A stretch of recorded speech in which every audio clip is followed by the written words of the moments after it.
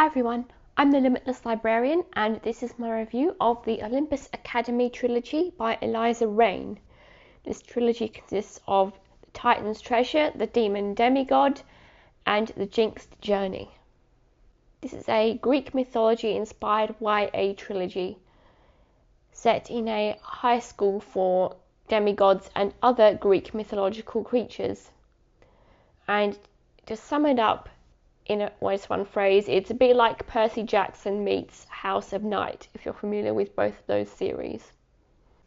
However, though I do enjoy both Percy Jackson and the House of Night series, one is known for being notoriously good, while the other is known for being notoriously So let's see which side of that spectrum the Olympus Academy Trilogy leans more into. So what is Olympus Academy about? Well, our main character is Pandora, who is just turned 16, and on her 16th birthday, or the day after technically, she finds out that she is the descendant of the Titan Oceanus, and she is whisked away to Olympus Academy, the high school for demigods and other mythological beings. However, due to her Titan heritage, she is ostracized at this school and is the target for a lot of discrimination and bullying and just stereotypical, YA teen drama bully nonsense. However, she is not the only Titan descendant at the school. We find out that bad boy love interest shoo-in Icarus is also a Titan descendant, and so they have to investigate the school to try and find a way to prove to the gods that not all Titans are bad.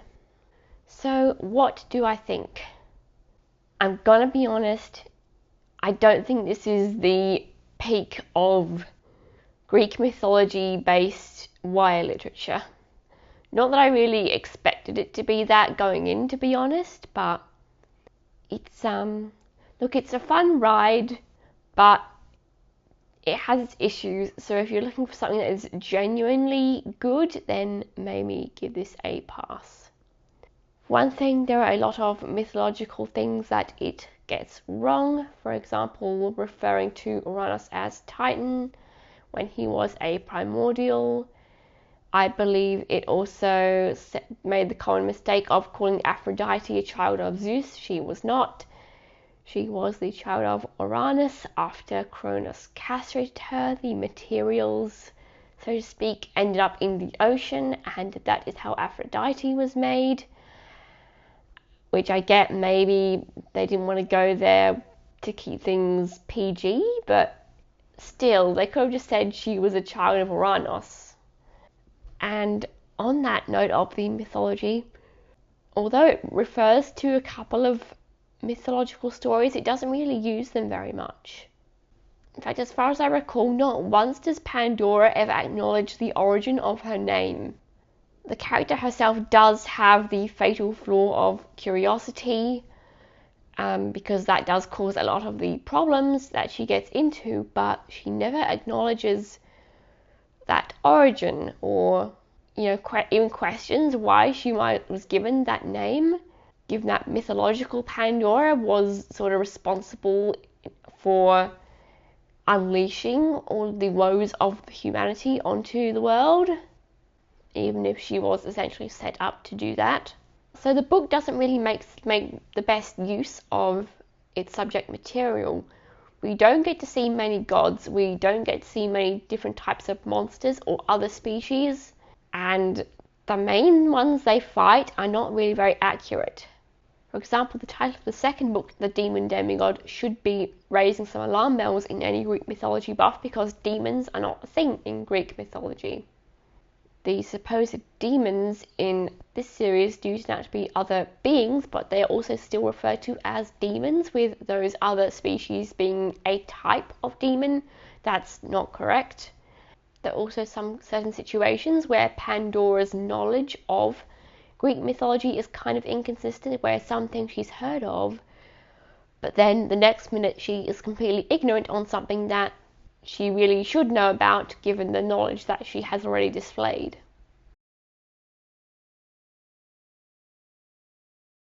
Another issue I had with this book was that we are told and not shown a lot of things about Pandora. For example, once she gets to the academy, she explains to Chiron the centaur that trouble is the sort of thing that finds her, and she is also someone who gets bored really easily. But up until that point, we see no evidence of that. We don't really get to know Pandora at all before she's thrust into this mythological world. Therefore, we don't get a feel for who she is as a person, and we just have to believe what she says here. Which bothers me a bit because, for example, with something like Percy Jackson, we get to see a bit about what he is like before he actually finds out the truth about himself, or even encounters the first monster, the Fury, in the first chapter. We get enough time to get to know him and his situation. Whereas with Pandora, all we know about is that she has a mortal family that she cares about. But we don't really know about her personality or her flaws or her strengths or anything. Additionally, there are certain other things about other major characters, most notably Icarus, that we are teased about and told will be addressed later, but that never actually get addressed. And that feels like a bit of an oversight on the author's part, like she meant to address this in the last book, but couldn't find a good place to shove it in. So she figured we have to be satisfied with the vague hints that we got. But it does feel like a bit of a gaping hole that something is missing. Speaking of Icarus, all of the YA high school tropes are there. The bad boy, moody, future boyfriend Icarus, the best friend, roommate, ride or die Zali, the notorious bully, diva, queen of the school for no apparent reason, Arquita. They're all there. So if you're expecting anything particularly deep in terms of characters, you will not find that here. There is a half-hearted attempt to do a sort of fake out with another potential love interest named Tom, but it's pretty obvious that that's never going to go anywhere. He is never any real threat to Icarus's chances with Pandora. Finally, I should also address the world building because it's a bit strange. In this series, Olympus is a whole separate world from Earth. In fact, Earth is stated to be an experimental world created by Athena, with humans and our society as just guinea pigs, or like a situation of a scientist looking at a bunch of bacteria in a petri dish. That's apparently what our world is in this book, and Olympus itself is divided into 12 realms, each owned by one of the 12 Olympian gods, the realms being named after the 12 zodiac signs. Of course, most of the series takes place in the school, which is in Aquarius. Poseidon's realm. There are different branches of the Olympus Academy, but this is the only one that will admit mortals from our world, even though Aquarius is not Athena's realm. So that's a bit odd. And it's also the only one that will accept Titan students, albeit very few of them. It's only in the third book that we get to venture outside the school and see a few of these other realms. But again, we don't actually get to meet very many gods or see very much of the realms or anything like that. And the realms that we do see don't really feel like they're very tied to their specific gods. So anyway, in summary, really this book, you could exchange the Greek mythology for any other kind of fantasy system, magic system, and it would be the same, because it just doesn't really use its mythological base material to anywhere near its fullest potential. In the Percy Jackson series, Percy encounters a lot of figures and monsters from Greek mythology, and he has to use similar methods to their mythological slayers to defeat them himself in our time. So it's kind of fun to figure out who this next adversary is and how he might go about defeating it. But that just isn't there in this trilogy. most of the students in this series aren't even non-humans. They're all just demigods. There aren't many. There's like one satyr student that we meet and some students who are shapeshifters, but they're also just demigods with shapeshifting powers. So that doesn't really make them a whole separate species. And the gods don't really feel very omnipresent, which they should do. We are told that Zeus is coming to inspect the school and that he cares about the students there, or more specifically how threatening the Titan ones might be. But that's more just used as a threat to create tension in that Pandora has to get the hang of her powers before the inspection. It doesn't feel like much of an actual problem.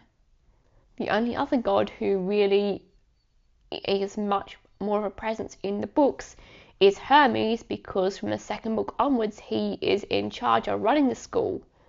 But like, this is Hermes. Can you really see him running a school? He's the god of thieves, for one thing. And that's not to say that he's necessarily a bad person, but I don't know who thought he would be good at running a school, especially after a certain scare that happened at the end of the first book. So anyway, to sum up my thoughts on this book, it was fun, but nothing special. And if you're looking for a really good Greek mythology story that actually uses Greek mythology to its fullest potential and allows you to figure things out based on your mythological knowledge, and does this in a fresh way with deep characters and exploration, this is not it. It's fun in the way that House of Night is fun, because even though Zoe Redbird, the House of Night main character, is a Mary Sue and all the tropes are there, and Zoe does some really stupid things like Pandora does some stupid things, I still enjoy reading it. But I honestly think House of Night is still actually better than this. Like, I'm more invested in the House of Night characters and find them more believable than the people in this series. It's not hard to read, it is just cringy, tropey, and doesn't really do much with its mythological basis that you couldn't do with any other sort of fantasy world building or magic system or anything. So thus concludes my review of Olympus Academy Trilogy by Eliza Raine. If you like Greek mythology, I've also reviewed Psyche and Eros by Luna McNamara and the Trials of Apollo series by Rick Riordan. So I'll pop links to those reviews in the description. And if you liked the video and would like to see more book reviews, please like and subscribe to my channel. And with that said, as always, do lots of maths, read lots of books, and I'm sure you'll have a mathological day.